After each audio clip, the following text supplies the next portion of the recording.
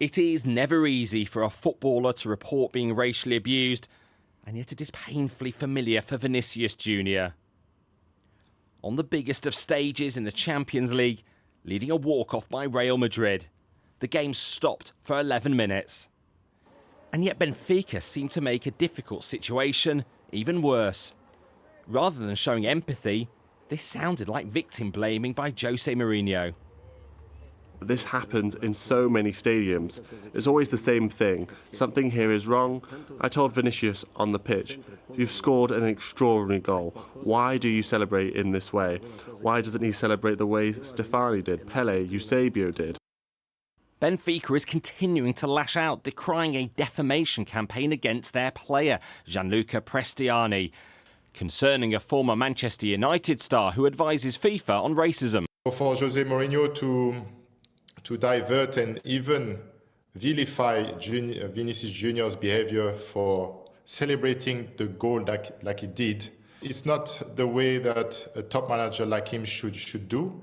So we expect better. And the club's response the next day was to go further, decrying a defamation campaign against their player.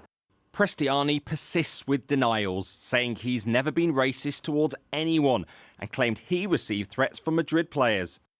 But from within Madrid, claims the slur was used 5 times and that Benfica players also heard it. Asking a Benfica player what he said to Vinicius, I think everyone here, everyone in the world of football deserves to hear that answer.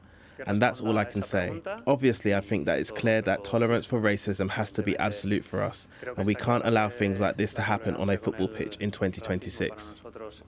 A UEFA ethics and disciplinary inspector will analyse the videos and gather evidence.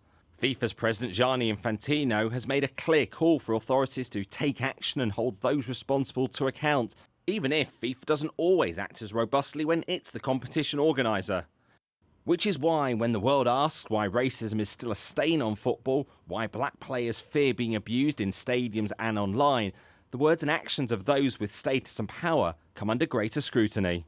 If a player is found guilty of racial abuse, he should suffer career consequences. And I'm not talking about a 2 or 3 or 4 game ban. Probably if he gets banned for half a season, he will think twice about doing it again.